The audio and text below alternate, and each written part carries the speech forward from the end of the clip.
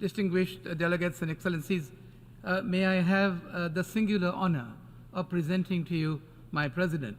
The Assembly will hear an address by His Excellency Ranil Wickremesinghe, President of the Democratic Socialist Republic of Sri Lanka, as head of state. I request protocol to escort His Excellency. On behalf of the General Assembly, I have the honor to welcome His Excellency Ranil Wickremesinghe, President of the Democratic Socialist Republic of Sri Lanka, head of state, and to invite him to address the Assembly.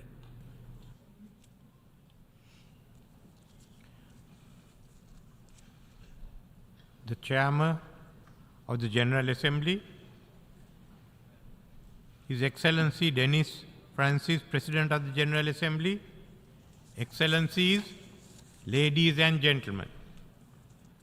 I congratulate His Excellency Dennis Francis of Trinidad and Tobago on his election as the President of the 78th session of the United Nations General Assembly. I extend my sincere condolences to the victims and families of the natural disasters that hit Morocco and Libya in recent days. We stand in solidarity with our Moroccan and Libyan friends during this difficult time.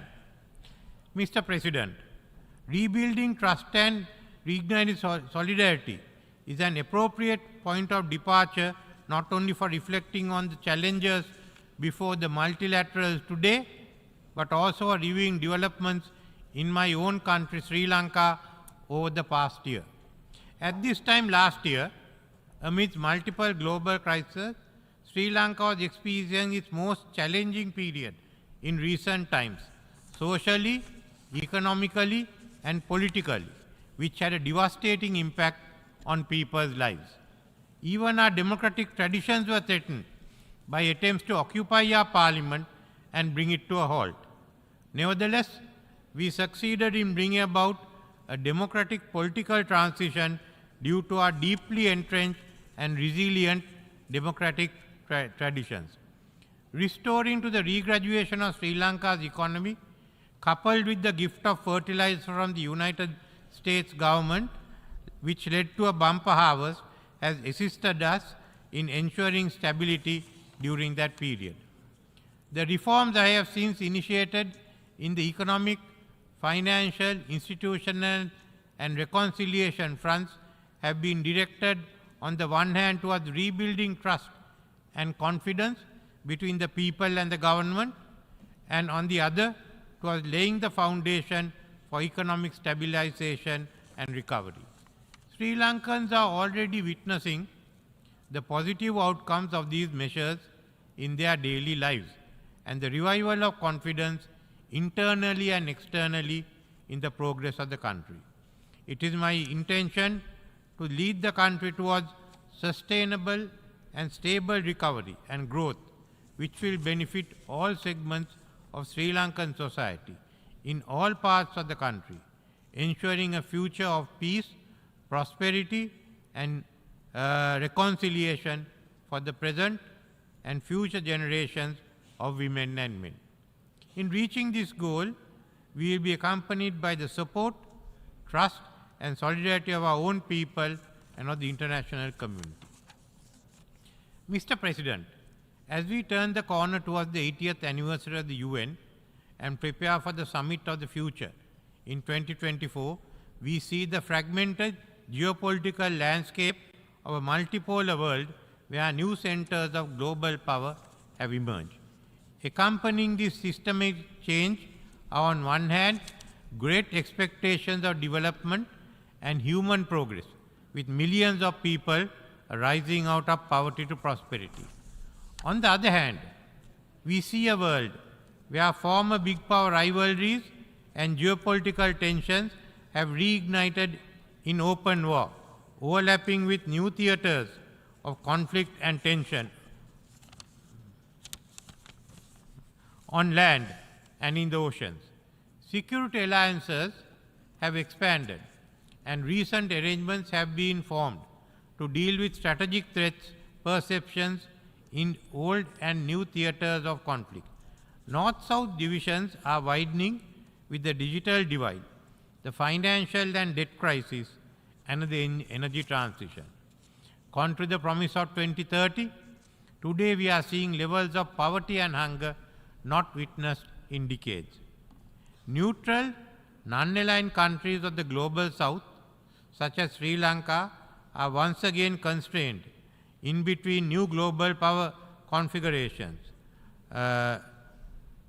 facing those who do not respect the sovereignty of our nations. In numerous recent declarations in the UN and beyond, including at the G20 in Delhi, the BRICS in Pretoria, and G7 in Hiroshima, we have agreed that our challenges are interconnected across borders and all other divides. We must grasp the opportunity to unite in order to build an inclusive future.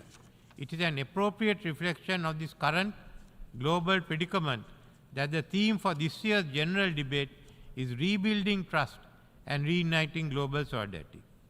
Mr. President, this year, in parallel with the UNGA, we have participated in 3 interrelated summits dealing with the accelerating the SDGs, financing for development, and climate ambition, where we agreed that international solidarity and collective action is needed to address these simultaneously.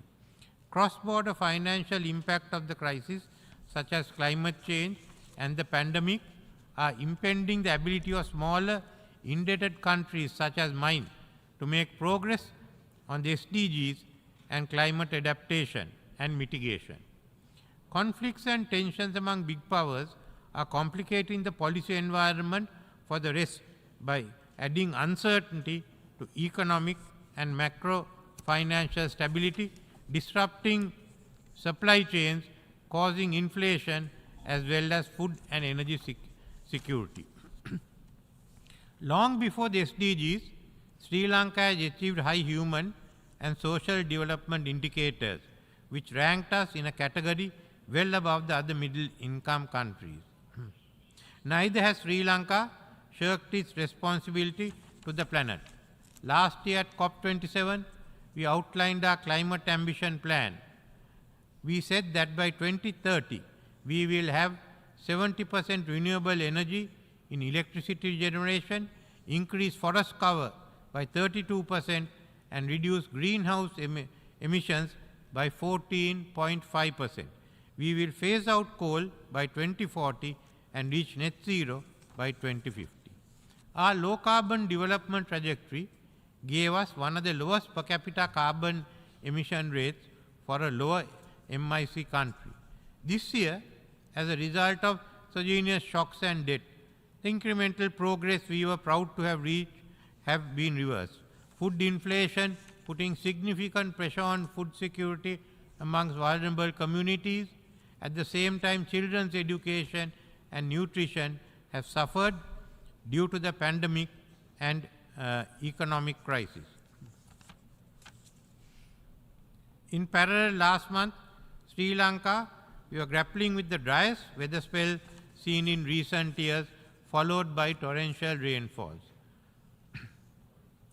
Adverse climatic outcome in a spilling over onto our tight fiscal space just as we begin to stabilize from last year's economic crisis. As a climate vulnerable developing country in debt crisis, the urgency to mobilize climate finance is greater today than it was ever before. However, despite promises made to which we were all witnesses, the rich countries are not delivering to expectation. Developed countries must do their part and fulfill what they agreed, assume their share of the common but differentiated responsibility, provide assistance for mitigation and adaptation and compensation for loss and damage. Mr. President, national efforts alone will not suffice to ensure the success of the SDGs and reverse climate change. The need for global solidarity to restructure international financial architecture is paramount.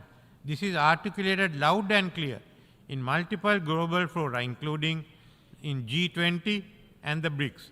The Secretary General's SDG stimulus highlights the interconnections between the achievements of the SDGs, combating climate change, and the concrete interventions required by creditors, sovereign and private, as well as by IFS, including to mitigate the debt crisis. It is estimated that the 2008 financial crisis cost the US economy $4 trillion. Recent studies in US have stated that the impact of the pandemic on the US economy from 2020 to 2023 would reach $14 trillion. These numbers would more than double if the rest of the global economy is added. We have not faced an economic crisis of this magnitude any time before in our modern history. The cost of World War II in today's US dollars would amount only to $4 trillion, and the Marshall Plan would be $150 billion. This is the magnitude of the challenge before us. Therefore, if we are unable to restructure the global fiscal order, then certainly we will fail in the struggle to reverse climate change and achieve the SDG goals. There is still time for course correction as the crisis has not reached its peak. At the same time, Paris Summit for a new global financing pact will come up with the funding requirements. Therefore, the Summit for the Future should not be crafting new programs, but restructuring the present financial architecture to suit the needs of climate change and sustainable development. Mr. President, this must be the priority of the General Assembly. We cannot afford to allow divisions to drive focus away from this crisis. While key issues such as the Bridgetown Initiative and the necessity to address the debt of low-income countries are being discussed in this Assembly, it's not commanding the attention it deserves. Unfortunately, the Security Council has failed to give priority to these connected issues of climate change, debt relief, and sustainable development. This impacts the future of the mankind. The survival of the planet must be our priority. We cannot afford to go into this war with a divided high command. The future of all species on the globe is dependent on our ability to put aside our rivalries until this crisis is solved. Multilateral machinery, which reflects the world of the past century, needs to be reformed to meet the challenges of the present and the future. A machinery which has failed to find a solution to the long-standing Palestine question. The composition of the Security Council must be expanded to be representative of current global diversity and decision-making. In parallel, the role of the UN General Assembly must be strengthened. We are asking that the permanent members engage in a credible dialogue which will lead to a unified approach to combat these threats ahead of the next sessions. I would like to repeat again, we are asking that the permanent members engage in a credible dialogue which will lead to a unified approach to combat these threats ahead of the next sessions. Mr. President, while we seek solidarity and financing to alleviate poverty and climate challenges, global military expenditure has risen today to a record level, reaching $2.24 trillion. This reflects the strategic trust deficit among the powerful key arms control framework which were instrumental in maintaining system stability in the past, which have collapsed. And nuclear conflict is once again under open discussion, potentially and apocalyptically triggered by autonomous controls. We urge restraint in the increase of military expenditure which leads to escalation of conflict. Developing countries have been the voice of sanity and reason in this regard for decades. In keeping with Sri Lanka's long-standing position, support your disarmament of the weapons of mass destruction and nuclear weapons, this year Sri Lanka ratified the Comprehensive Test Ban Treaty. Yesterday, we acceded to the Treaty on Prohibition of Nuclear Weapons. The war in Ukraine has far-reaching and severe financial and humanitarian repercussions on food, hunger and debt in all parts of the world, including Sri Lanka. It is recalled that the UN Charter vests on powerful states in the Security Council the responsibility to maintain international peace and security and to de-escalate rather than ignite conflict. We need to halt the momentum where this and other big power tensions are spilling over into established areas of international rules-based cooperation forged over decades of multilateral negotiation, ranging from international trade to ocean governance.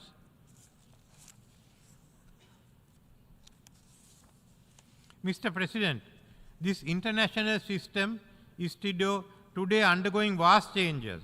At the same time, it's been confronted with unprecedented challenges. We come to the United Nations to demonstrate solidarity in arriving at common solutions. What is at stake is not the future of the United Nations, but our planet as a whole. Member states will need to find new ways of working together despite increasing mistrust that has permeated international relations. We who have not been able to find a solution to the Palestinian question must now be able at least to find a solution to the questions which threaten the existence of the present global community. And this can be achieved through the willingness of the permanent members to work together in solidarity with the developing world. They must show the way. Thank you.